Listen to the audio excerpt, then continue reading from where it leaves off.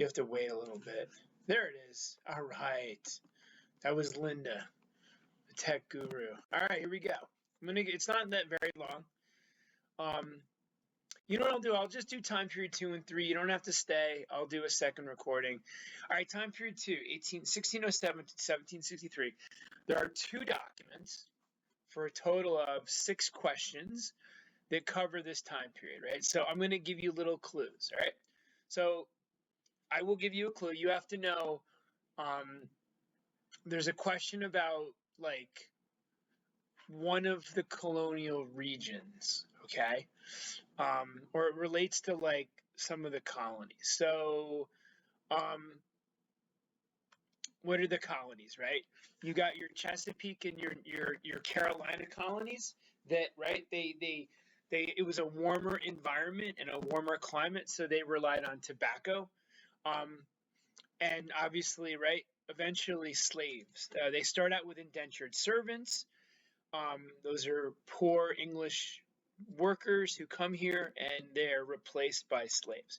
In New England, we see our Puritans or Pilgrims, and they're gonna move to New England where it's cooler, and you can't grow like cash crops, so you're gonna grow like wheat and maybe corn, more for subsistence, like that way for survival. But because they're near oceans, they're gonna fish. They have vast forests, so they're going to lumber and build ships. And remember, they were more community oriented, right? They came over as families, so they're going to kind of survive a little bit better than, say, the Virginia colonists at the beginning. All these colonies had slaves, but most of the slavery is going to be in Virginia and Maryland and South Carolina. Again, so in New England, you have your small farms, your community-oriented region, longer lifespans because of the community and the weather. That's it.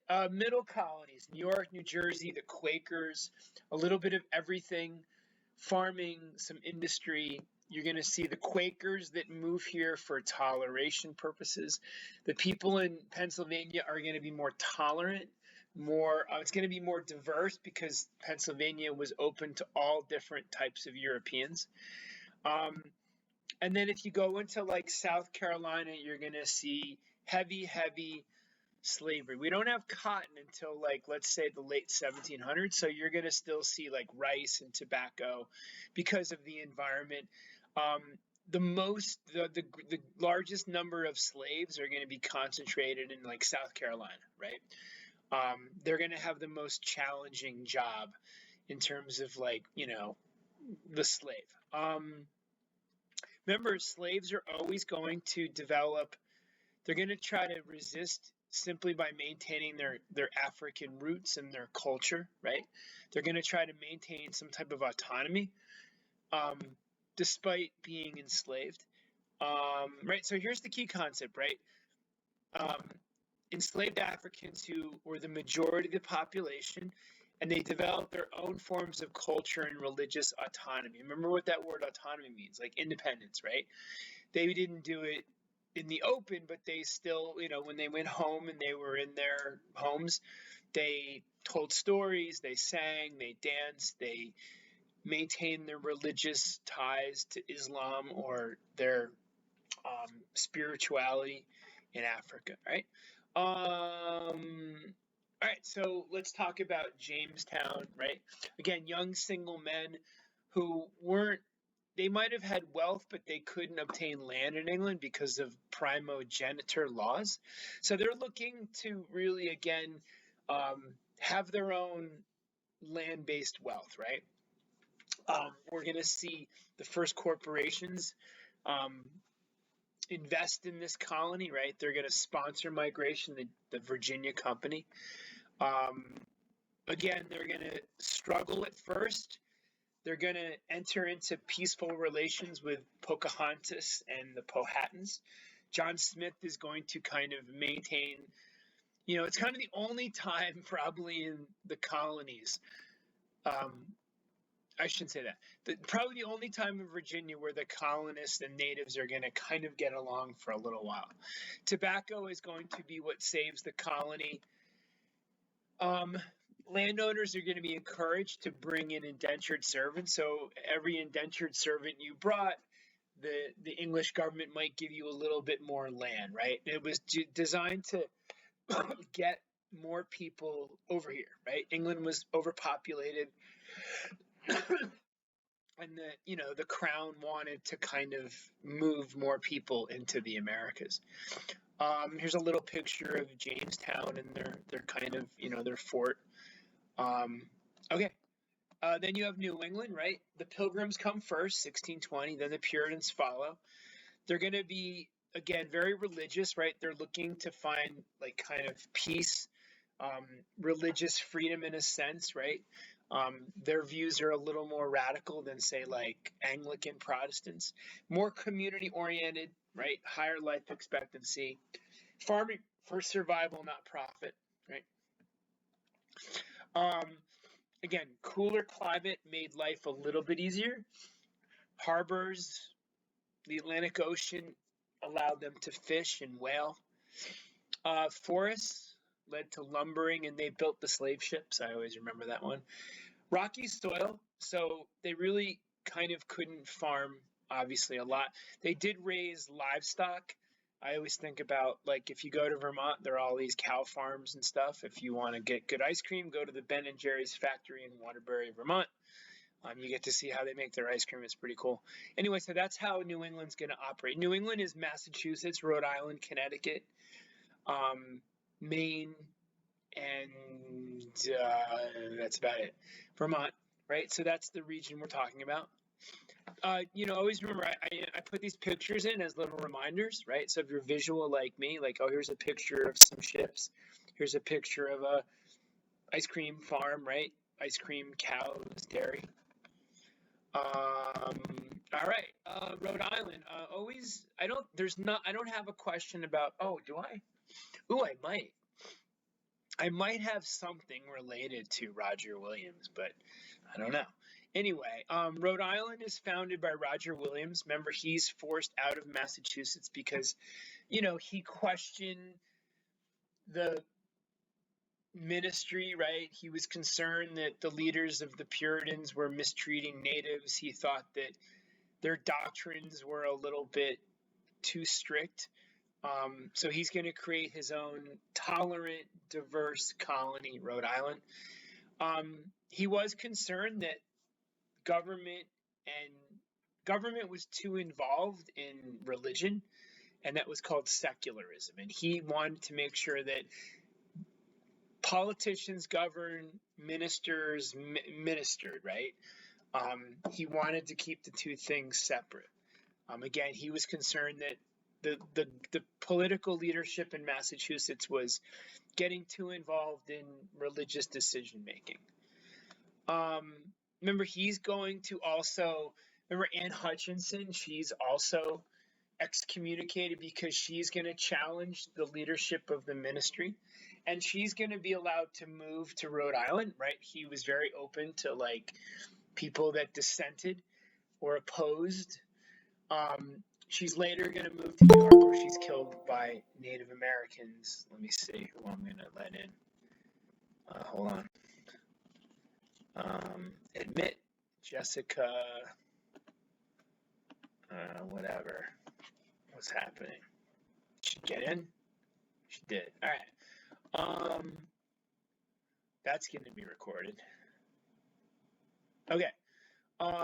So Anne Hutchinson and Roger Williams are kind of going to leave Massachusetts and find some kind of peace in Rhode Island. Eventually, Hutchinson moves to New York and she's killed by natives. The Quakers, right? Now we move to Pennsylvania. William Penn establishes a community that was very open.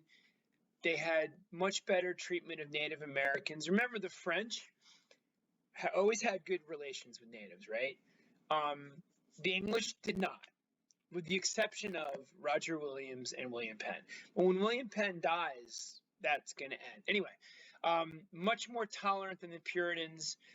The Quakers didn't follow formal religious practices like the Puritans. Remember, the Puritans were Calvinists. They believed in inherent sin. They believed that not everyone was destined for heaven and that you were predestined. Again, a much stricter life. The Quakers were open to, the Quakers were English, but they were open to Scottish and Irish people and people from Scandinavia or Norway or Finland, even Jewish people. So they were the most tolerant or diverse. These little reviews, I have little videos if you forget or want to see more things. I always embed these little videos. Climate, again, a little bit warmer than New England, but a little cooler than Virginia. So again, a very long life expectancy. They had a little manufacturing in like Philadelphia. Some slaves, but remember the Quakers did not, right? So maybe your Scotch Irish had a slave or two, but not the Quakers, right? The Quakers are going to found the first abolitionist societies. Oh my God, who's this? Violet and Dahlia. Should we let them in? Should I let them in? No. Yeah, Yep. we should. I'm not letting her in. Who's Dahlia? Is that Delia or Dahlia? Just kidding. All right. So anyway, let's move on. Okay. Not gonna get into New York actually. Nothing about New Jersey. Let's move on. All right. We kind of went over it. I'll do it real quick. It's easy. So New York and New Jersey, I'm not going to get into, but I do want to mention the Carolinas. North Carolina was more like Virginia. Poor, small farmers with slaves. These farmers were more resistant to the imperial situation. They're going to have small little rebellion in 1771 over taxes. So these are like more down to earth. Oh my God. Is Mr. Klein making announcements again? Who's this?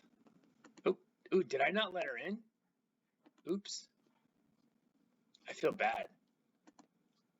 Oops, sorry, Violet. Didn't mean to reject you. All right, so again, the Carolinas were some slaves, poor farmers. They're going to be, part of the patriot movement. They're going to protest the British and their taxes. South Carolina, a lot of money. Oh my God. Who's next? Who's this? Anissa. All right. We're in. All right. Let me continue. The first slave codes, slaves had a much more difficult life here. The first slave codes are established that are going to limit freedoms. Slave codes are going to become black codes, actually, right? Black codes are modeled after slave codes. So when slaves are free, the black codes are going to do some of the same things. Like slaves couldn't own a gun, or slaves couldn't travel. Slaves couldn't, work in certain places. They're gonna cultivate indigo and rice. So that's all you have to remember. Georgia was a prison colony for debtors. Very strict rules initially where you couldn't even have slavery. Eventually that's going to change and Georgia's become a major slave state. No elections and no assemblies, so very little democracy. Speaking of democracy, this would be a really good question on the exam. Provide examples of growing democracy. So you have your Puritan town meetings, right? That didn't happen in England. There wasn't a lot of local. Oh my God. Who's this? I should just let them come in. Who's this? Oh my God. I think you should just have like an open meeting so like you don't have to keep letting them in and they can always come. How do I do that? I used to be good at this. Who is it? Whatever. Yeah, I think Sambi's just gonna run the meeting stuff. Host controls. Nope. I don't even know how to do this. Meeting tools. Ooh, we have breakout rooms. That's cool. We should do breakout rooms. Remember that? Did you guys do breakout rooms during COVID? That was fun. I like that. Meeting, nope, not meeting details. All right, hopefully that's it. How do all these people know about my meeting? We had like a group chat, and we were trying to tell the people. Yeah, and we were trying to tell the people in our class to come to the meeting, Oh, and everyone kind of what do just you have a joined. group chat about? It's just like for all the sophomores. Oh, not just for my class then. Yeah. I was like, oh no, you guys were talking about. All right, general. I don't know. All right, I think we're good. No one's coming in. Okay, I want to get through this. This is taking longer than I thought. So, examples of democracy, right? You have Puritan town meetings. I remember, when the Mayflower, when the Pilgrims are coming here, they have this written constitution where they lay out the rules. Oh, that would be you know what? The Mayflower Compact would be a good source to use on an exam. In Connecticut, they have the first written constitution. They even outline, these elections. Pennsylvania had it. They all had these constitutions. The first legislative body elected by land-owning white men, the House of Burgesses. In Maryland, they passed a law that protected religion because that was a Catholic colony. My son's going to a Catholic university in Maryland. That's the connection. So growing democracy. All right. Limited democracy. You had to be a white landowning man. Even the Puritans required church membership initially. They did change that later on. Women, Native Americans, African Americans, even free African Americans were limited. Remember, you had to own property. Very few men of color owned property. Governors were chosen by the king, except in Rhode Island and Connecticut. So Rhode Island is probably the most democratic colony around. So that's it. Okay, so there's definitely a question related to one of the colonies. Okay. I would really, really remember a lot about the Puritans. Okay. I would definitely remember things about the Puritans, their economy, their culture. We'll get to culture in a little bit. All right, so let's talk about Native Americans. I'm just going to go right to the questions. Very important. This could be on the exam. Remember, the French were much more open to relationships, right? They didn't try to destroy native culture, or they didn't go to war with natives. They embraced trade with natives. They did not force Catholicism on natives.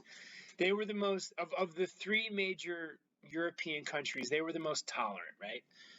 They intermarried. We know that the English were not, right? The English were never interested in intermarriage. The English were never interested in any kind of toleration, or they weren't part of the social system, except for Quakers and the Rhode Island colonists, and even the Quakers that would end. But for the most part, the English were not friendly with natives, right? John Smith tried, but I think the theme is the French were cool, the English weren't, right? That's what we're going to remember. The Spanish were willing to absorb natives into society, but they had to convert, right? There were kind of, rules in a sense. And even if they were brought into society, they were at the bottom of the caste system. In England, there was no caste system. The English did not want anything to do with native people, right? Even if they converted in those praying towns, but for the most part, they were not embracing native culture in any way. I would remember that one. What's next? The fur trade is what drove relationships with the French, the Dutch, and the English. And that would lead to war, right? The English would attack the Pequots. to disrupt their trade relationships with the Dutch. That was the Pequot Massacre. We watched a little video about that. They're going to, tribes will ally with the French and the English.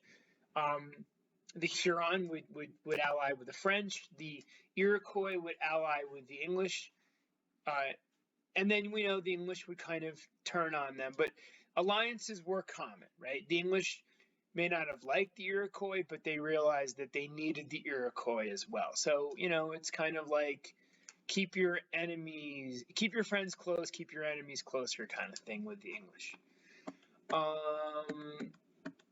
How did Native American life transform, right? Disease.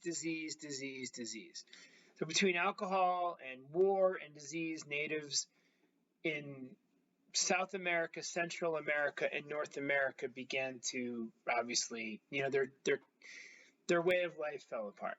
However, they did adapt European things like iron axes, fish hooks, glass. They loved English colored glass.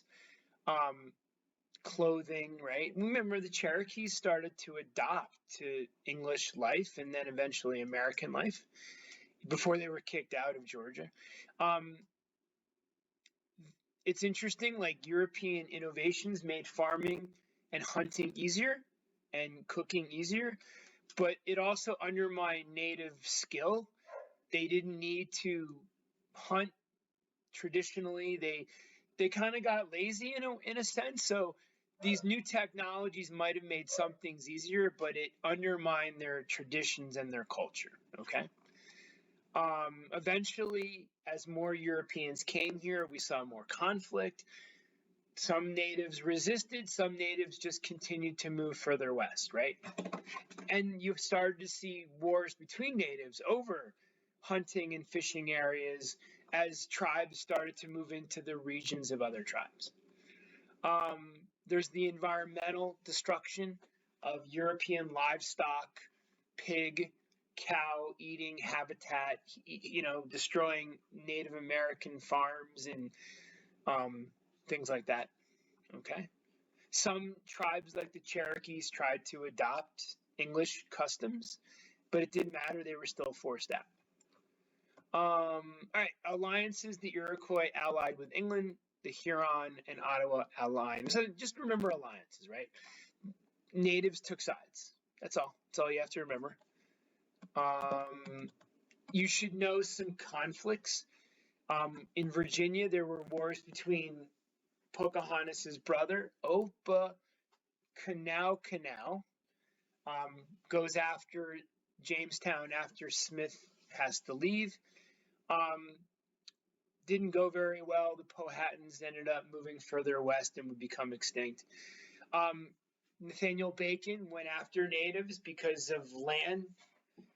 He asked the governor of Virginia for help, and the governor of Virginia said, goodbye, go away. And then Bacon burned down Jamestown. And that's what led to slavery, because Bacon used indentured servants to help him in his war against the government. And so when this is over with, the government in Virginia is like, we're done with indentured servants, no more. Let's start to use slaves. So, all right. We have the Pequot Massacre. I would remember King Philip's War, right? We studied that. King Philip felt like, he resented that the Puritans were trying to convert some of his men. I forgot that guy's name. Salomon, whatever. Remember him? And he was killed by King Philip's men. King Philip was also frustrated that, Puritan courts were siding with the English. So his land was being taken unfairly. And then again, he didn't like that his people were being converted. So he went to war, right? Successful in a sense. He destroyed many Puritan villages. The New England colonies came together in a confederation and crushed the rebellion, right? And that would be the end, right? The end of conflict. So again, we're going to see, maybe some alliances here and there, but for the most part, relationships really turn worse by 1700. More migration's going to result in this conflict. Okay. Definitely remember King Philip's War. That's my little hint to you. If you guys are coming in late, I'm giving you little hints on what topics are going to specifically be covered. So we talked about, definitely remember, try to remember as much about the Puritans as you can. Definitely remember, remember, things about, Native American relationships with the French and the English. Okay. So those are the first two things you want to remember. They formed a confederation to ally themselves against natives. The Spanish did allow Native Americans to maintain some farming methods, some customs. Women had similar roles throughout. But, right, even tribes in Spanish territory revolted. We have the Pueblo Revolt in 1680. But remember, the Spanish were more accommodating. I like that word, right? The English were not accommodating. The French were very accommodating. The Spanish were kind of accommodating. But if you had to rank them, right, French number one, Spanish, like the French get an A, the Spanish get like a D, maybe a D minus, and the English kind of get an F in terms of treatment of natives. I would give the Spanish an F too, but maybe like a 60, not a 40. All right. And if you notice, I have little Heimler videos at the end of the topics that could be tested. So you could watch those too if you wanted to. Slavery. The first slaves come to the British colonies in 1619. Bacon's Rebellion, right? We talked about that. Pushed landowners to move away from indentured servants. That's important. That would be a great question on the test. Something with Bacon's Rebellion. All the colonies participated in some aspect of slavery. Remember, we said that the Quakers didn't, but the Puritans did. If you remember the Salem witch trials, one of the women accused was a slave, Tituba. But most of the large plantations are in like Virginia, South Carolina, eventually Georgia. Chattel slavery, that just means slavery became permanent, right? How? Slave codes made it permanent. Slave owners couldn't free their slaves, couldn't grant them freedom. Slaves weren't allowed to buy their freedom, right? Slavery became more profitable, therefore it became more permanent, right? Africans resisted, again, by maintaining their roots, their culture, and sometimes by doing things like breaking tools, even poisoning their masters, right? Be familiar with those slave codes, right? They're going to become black codes during Reconstruction. But basically, again, it attempts to make slavery permanent so that these plantation owners can profit. It also establishes this long-term view that people of color are inferior.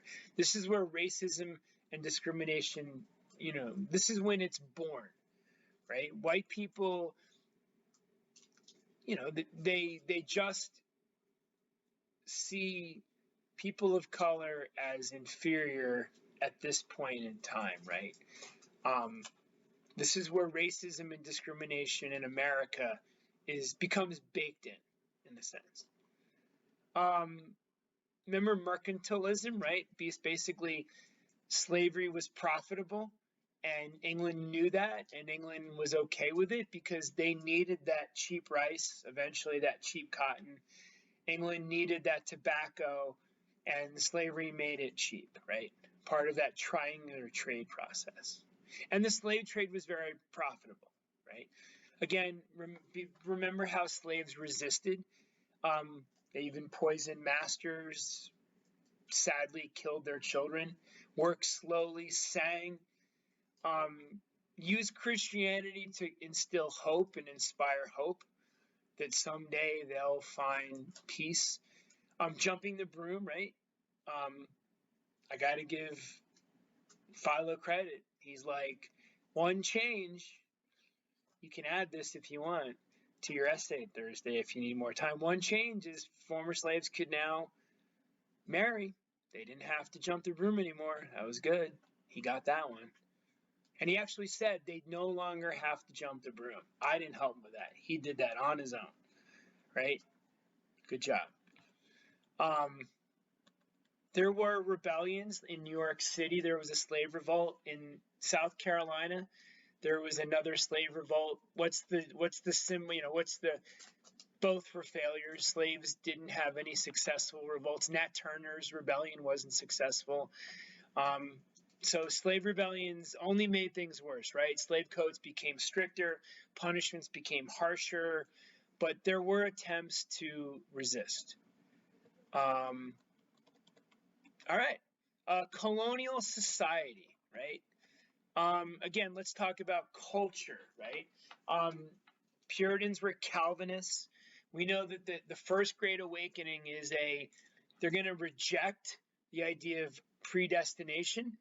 They're going to kind of argue that no, all can be saved if you pray and go to church. They believed in inherent sin, but true, like early Puritans were like, everyone's sinful. Only a few people are going to heaven. So you don't know who's going to do it. So you better be a good person and, don't do bad things like witchcraft. They have the first public school system, right, where you would pay tax and it would pay for schools. Harvard was the first college and it was used to train ministers, right? So education was very important, very egalitarian, it wasn't aristocratic. There was a lot of economic equality. There were tensions between urban and rural areas. That's what led to the Salem witch trials. But there was a lot of land, higher life expectancy. There were some examples of elitism where, if you were an ordinary farmer, you couldn't wear certain clothes. So there was a little bit of bouginess, I guess. Separate rights for men and women, some house slaves. And we saw the witch trials reveal those social class tensions, right? A lot of the accusers were from poor rural areas. Those who were accused came from the wealthier merchant part of Salem, right? So there were class tensions. But I would say it's way less aristocratic than the South, right? There was more economic equality in New England than anywhere else. Very intolerant, right? They went after Quakers, Catholics. We know the Salem witch trials demonstrated their lack of tolerance. Roger Williams and Anne Hutchinson were banned for challenging authority, right? Williams thought that the ministers were corrupt in a sense, and Hutchinson did too. She was the one that said, "Hey, you can get to heaven if you pray and worship," and basically she's like, just read the Bible, right? She was questioning the authority of the ministry, and they're like, get out. We have obviously intolerance towards Native Americans. Pennsylvania, very much tolerant. Pacifism, fair treatment of natives early on. Pennsylvania was the most diverse. Lots of equality. The handshake, right? The handshake. I always remember that, right? Like, we're all equal. We don't have to, bow. Some gender equality. Women could speak in religious meetings. That was very unique. Slaves, but not by Quakers. Quakers have the first abolitionist societies. In Virginia, much more. The wealth was in the hands of a few. Anglican, that just means they were Protestant but not so strict. Private schools, some toleration for Catholics in Maryland. Slavery and indentured servitude was more common then in New England, right? So again, that's what I mean by there was more equality in New England. Less community oriented. Men outnumbered women 5-1. You get the feel. You get the idea, right? All right. Free African Americans, but they didn't own property, so they couldn't vote. If and you might have had to pay a poll tax, like in the South. You couldn't have an interracial marriage. Some could serve on juries, but it was in the minority, right? Lots of racism and discrimination. We know that freemen were often kidnapped into slavery. All right. All right. During the 1600s, we see the Enlightenment, right? We see this philosophical movement in Europe where people start to question the power of the king. The king says, I'm divine, I have godly powers.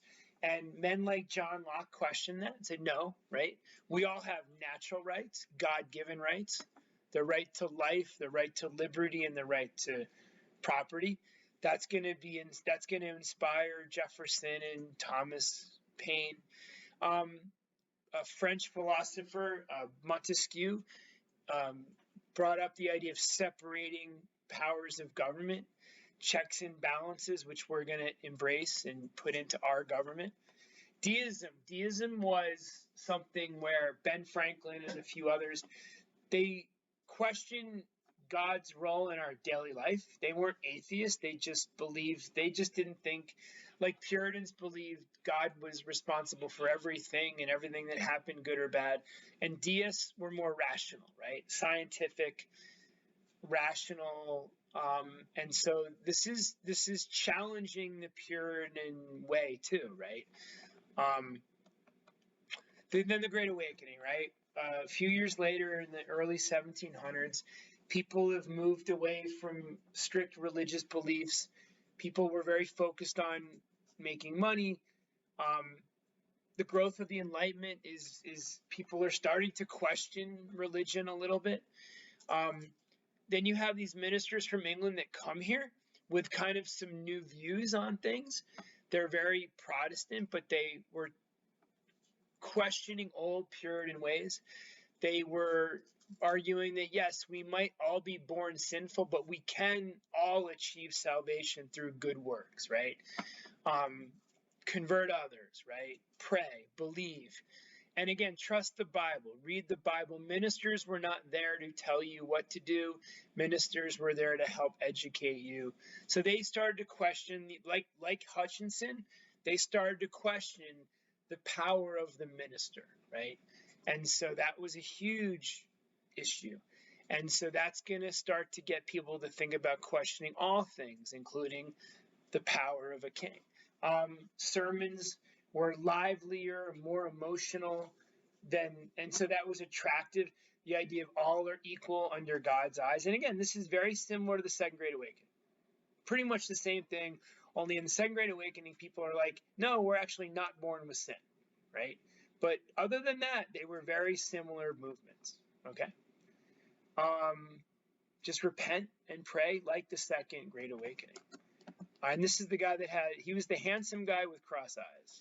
Not sure how that works. That's like, what is that word? When he's a handsome guy with cross eyes. That's like I can't think of the word. Anyway. Effects, more Protestant denominational choice. We see the emergence of the Baptist Church, the Methodist Church. These churches will spread all throughout the colonies, and that had a unifying cultural effect. Again, the idea of questioning the ministry is going to get people to think about questioning other things. You're going to see more missionary work, like the Second Great Awakening inspired people to end slavery. Well, that's going to begin here, right? Even trying to get more native people to convert to Christianity, but not forcibly. And it's the beginning of what we call evangelicalism, right? Being born again. Remember Borat? In some ways, we were still very English. Like the English, we were Protestant. We were a Protestant nation, not a Catholic nation. We had written laws, Mayflower Compact, Pennsylvania constitutions. We started to develop levels of higher education, like the Ivy League schools. We still spoke English. We loved our newspapers. Women, right, were childbearers. They weren't taking care of the home like in the 1800s. They were simply childbearers. And the husband ruled them, right? That was very English. But in a lot of ways, we were developing our own identity. We had writers like Phillis Wheatley, who were very American. Much more social mobility compared to England, more land. We were more enterprising and innovative. We have our own inventors at this point, like Ben Franklin. Women had more, I wouldn't say rights, but more opportunities to speak out. We said that Quaker women did have certain roles in the church. We know Anne Hutchinson spoke out. We know Abigail Adams will speak out. So I think women in America felt a little more emboldened to speak their mind and question authority, right? Play a bigger role. I think that's it. That's it, guys. Cool. So I'm going to end with that. You guys can go. What I'll do is I'm going to take a break. At 9:35, I'll do time period 3. You don't have to join up. I'll just record it and you can watch it tomorrow. All right. So let me stop.